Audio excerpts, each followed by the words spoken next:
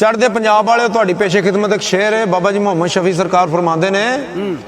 अल्फ अल्लाह नू याद ते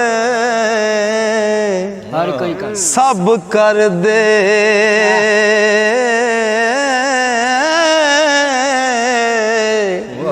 ओनू लब लैना विरले जान देनी तन मन जो धन कुर्बान कर दे ओह बुकलों यार पछाण दे नी ओ मुला विच मजीद दे लैन तरले